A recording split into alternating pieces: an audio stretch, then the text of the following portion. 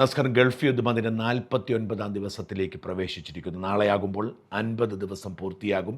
ഫെബ്രുവരി 28-നായിരുന്നു യുദ്ധം തുടങ്ങിയത്. യുദ്ധവുമായി ബന്ധപ്പെട്ട ഏറ്റവും പുതിയ അപ്ഡേറ്റ് ലെബനോനും ഇസ്രായേലും തമ്മിൽ വെടിനിർത്തൽ കരാറിൽ ഒപ്പിട്ടു എന്നതാണ്. ആ വെടിനിർത്തൽ പ്രാബല്യത്തിലായി എന്ന് ഇരു രാജ്യങ്ങളും അറിയിച്ചിട്ടുണ്ട്.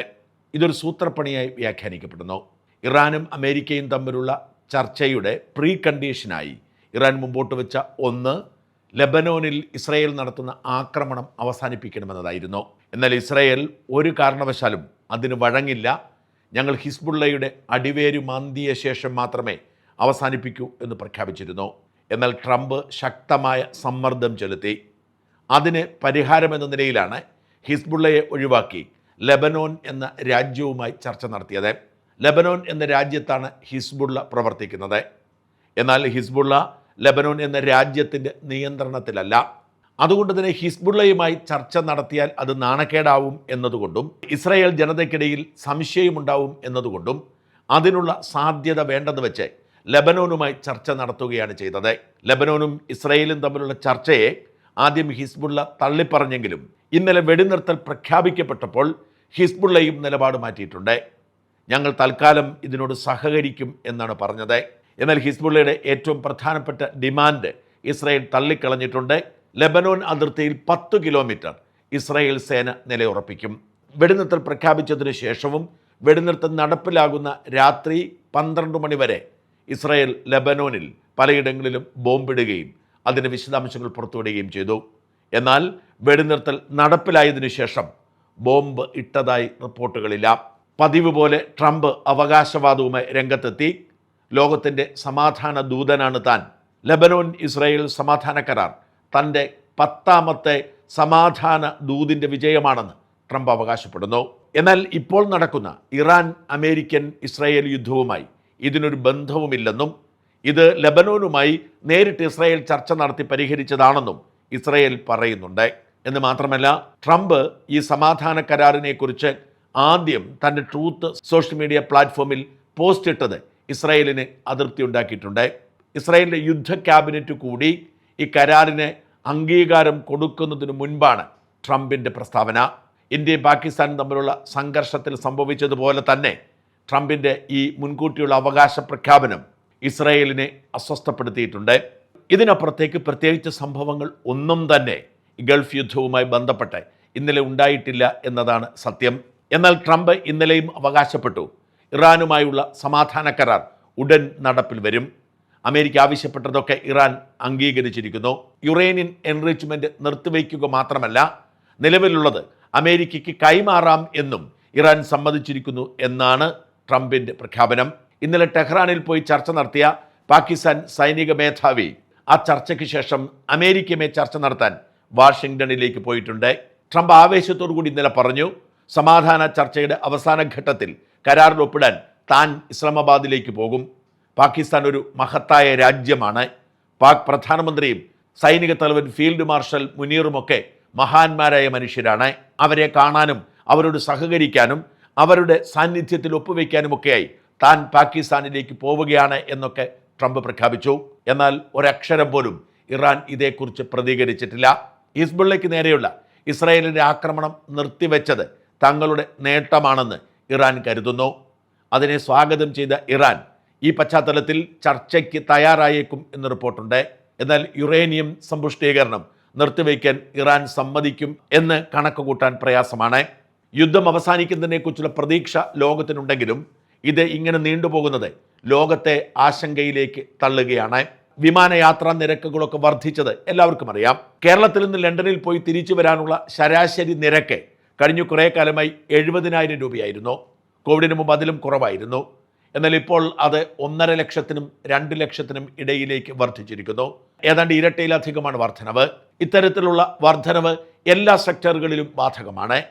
എന്നാൽ അധിക നിരക്ക് കൊടുത്താലും വിമാനയാത്ര സാധിക്കാത്ത സാഹചര്യം രൂപപ്പെട്ടു വരുന്നു.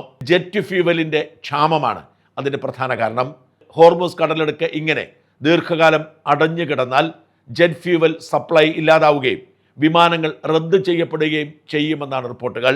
അറബ് രാജ്യങ്ങളിലെ വിമാന കമ്പനികൾ എമിറേറ്റ്സും ഖത്തറും ഗൾഫ് എയറും ഇത്തിഹാദും അടക്കമുള്ള വിമാന കമ്പനികൾ ഏതാണ്ട് പകുതിയോളം സർവീസുകൾ മുടക്കിയിരിക്കുകയാണ്.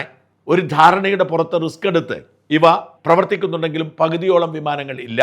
മാത്രമല്ല യാത്രക്കാരുടെ കുറവും അവിടെ ദൃശ്യമാണ്. എന്നാൽ നിരക്ക് ഗൾഫ് സെക്ടറിൽ ഇപ്പോൾ താരതമ്യേന കുറവാണ്. ആളുകൾ മുൻഗണന കൊടുക്കുന്നത് മറ്റു സെക്ടറുകളിലാണ്. എന്നാൽ ജെറ്റ് ഫ്യൂവൽ ലഭ്യമല്ലാതായതോടെ വിമാന കമ്പനികൾ പൂർണ്ണമായും സർവീസുകൾ നിർത്തിവരുന്നു എന്ന് റിപ്പോർട്ടുണ്ട്. യൂറോപ്പിലെ എയർലൈൻ കമ്പനികൾക്ക് ഇനി 4 ആഴ്ചത്തെ കൂടി മാത്രം ജെറ്റ് ഫ്യൂവല് ബാക്കിയുള്ളൂ എന്ന് ഔദ്യോഗികമായി പ്രഖ്യാപിക്കപ്പെട്ടിട്ടുണ്ട്. പ്രമുഖ യൂറോപ്യൻ കാരിയർമാരായ ലുഫ്താൻസയും KLM വിമാന സർവീസുകൾ വെട്ടിക്കുറച്ചു തുടങ്ങി. ലുഫ്താൻസ സിറ്റി ലൈൻ എന്ന പേരിൽ പ്രാദേശികമായി ഓടിയിരുന്ന ബഡ്ജറ്റ് എയർലൈൻ്റെ പ്രവർത്തനം തൽക്കാലത്തേക്ക് മരവിപ്പിച്ചിരിക്കുന്നു. KLM അടുത്ത മാസത്തെ 160 ഫ്ലൈറ്റുകൾ റദ്ദ് ചെയ്തിട്ടുണ്ട്. കൂടുതൽ നിരക്ക് കൊടുത്ത് ടിക്കറ്റ് വാങ്ങാൻ ആളുകളുണ്ടെങ്കിലും ജെറ്റ് ഫ്യൂവൽ ലഭ്യമല്ലാത്തതിനാൽ സർവീസുകൾ പതിയെ വെട്ടിച്ചുരുക്കി വരുന്നു എന്നതിൻ്റെ സൂചനയായി ഈ വാർത്ത പുറത്തു വരുന്നു. ഇതിനിടെ ഗൾഫ് രാജ്യങ്ങൾ നേരിടുന്ന പ്രതിസന്ധിയെക്കുറിച്ചുള്ള പുതിയ റിപ്പോർട്ടുകൾ പുറത്തു വരുന്നു. ഏറ്റവും അധികം പ്രതിസന്ധി നേരിടുന്നത് UAE ആണ്. UAE ലോകത്തെ ഏറ്റവും വലിയ ഫ്രീ സൊസൈറ്റികളിൽ ഒന്നായി മാറിയിരുന്നു.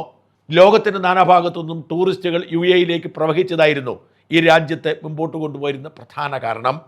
പ്രത്യേകിച്ച് പാശ്ചാത്യ ടൂറിസ്റ്റുകൾ. അതിമനോഹരമായ ബീച്ചുകളും അത്യാഡംബര ഹോട്ടലുകളും അതിവികസിത അടിസ്ഥാന സൗകര്യങ്ങളുമൊക്കെ ടൂറിസ്റ്റുകളെ ഇങ്ങോട്ട് ആകർഷിച്ചിരുന്നു.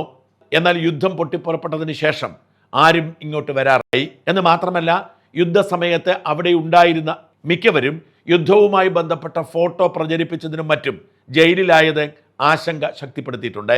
സോഷ്യൽ മീഡിയയിൽ പ്രചരിപ്പിക്കാത്തവർ പോലും ജയിലിലാവുന്ന സാഹചര്യമുണ്ടെന്ന് പാശ്ചാത്യ മാധ്യമങ്ങൾ റിപ്പോർട്ട് ചെയ്യുന്നു.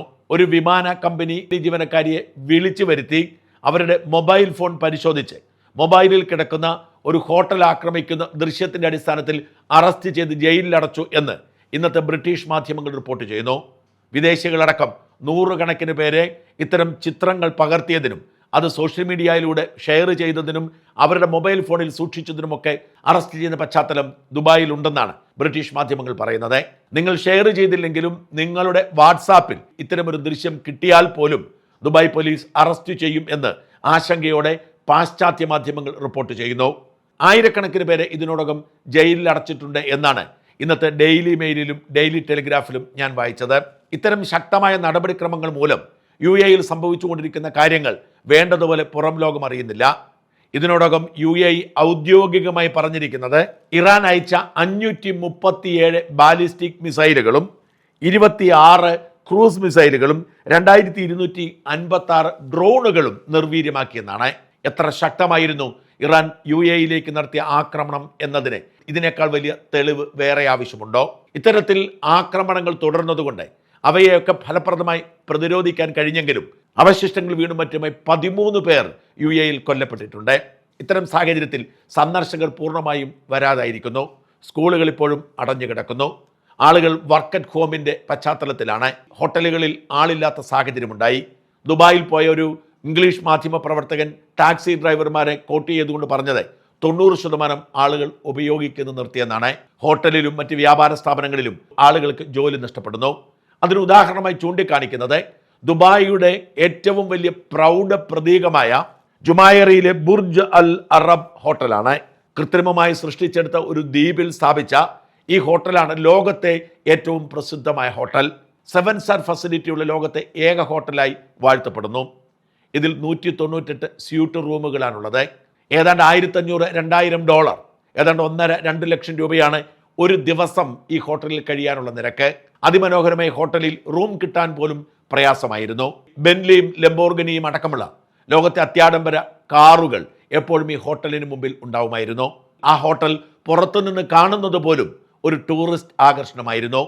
എന്നാൽ ആ ഹോട്ടൽ അടഞ്ഞു കിടക്കുന്നു എന്നാണ് റിപ്പോർട്ട്. അതേക്കുറിച്ച് ചോദിക്കുമ്പോൾ അറ്റകുറ്റപ്പണിക്ക് വേണ്ടി 1.5 വർഷത്തേക്ക് അടച്ചിട്ടു എന്നാണ് പറയുന്നതെങ്കിലും യുദ്ധമുണ്ടാക്കിയ ആശങ്കയാണ് ഇതിൻ്റെ കാരണമെന്ന് വ്യക്തമാണ്. അവിടേക്ക് ആരെയും ഇപ്പോൾ കടത്തിവിടുന്നില്ല. ലോകത്തെ ഏറ്റവും വലിയ ആഡംബരത്തിൻ്റെ പ്രതീകമായ ബുർജ് അൽ അറബ് ഹോട്ടലിൻ്റെ അവസ്ഥ ഇതാണെങ്കിൽ മറ്റുള്ള അവസ്ഥകൾ എങ്ങനെയാണ് എന്നാണ് ചോദിക്കുന്നത്. യുദ്ധം ആരംഭിച്ചതിനു ശേഷം ദുബായിലെയും അബുദാബിയിലെയും ഓഹരി വിപണിക്കുണ്ടായ നഷ്ടം $88 ബില്യൺ. എല്ലാ അർത്ഥത്തിലും UAE സമ്പദ് വ്യവസ്ഥ വലിയ പരീക്ഷണത്തെ നേരിടുന്നു. ചെറുകിട കച്ചവടങ്ങളിൽ പലതും പൂട്ടിപ്പോയി. വൻകിട സ്ഥാപനങ്ങൾ പോലും ജീവനക്കാരെ പിരിച്ചുവിട്ടു തുടങ്ങി. നിരവധി പേർ ശമ്പളം കിട്ടാതെ വലയുന്നു. UAE മാത്രം അവസ്ഥ ഇങ്ങനെയാണെന്ന് പാശ്ചാത്യ മാധ്യമങ്ങൾ റിപ്പോർട്ട് ചെയ്യുന്നു. ട്രംപ് തുടങ്ങിവെച്ച അനാവശ്യ യുദ്ധത്തിൽ നിന്നും പിന്മാറാൻ ട്രംപിന് കഴിയാതെ വരുമ്പോൾ UAE എന്ന ലോകത്തെ മുഴുവൻ സ്നേഹിക്കുന്ന ഒരു രാജ്യം നേരിടുന്ന പ്രതിസന്ധിയുടെ നഗ്ന ചിത്രങ്ങളാണിവ. എത്രയും വേഗം ഈ യുദ്ധം അവസാനിച്ചില്ലെങ്കിൽ UAE മാത്രമല്ല ലോകത്തെ മുഴുവൻ ഈ പ്രതിസന്ധി ബാധിക്കും. ട്രംപിന് സൽബുദ്ധി തോന്നി യുദ്ധം എങ്ങനെയെങ്കിലും അവസാനിപ്പിക്കാൻ സർവശക്തനായ ദൈവത്തോട് പ്രാർത്ഥിക്കാം.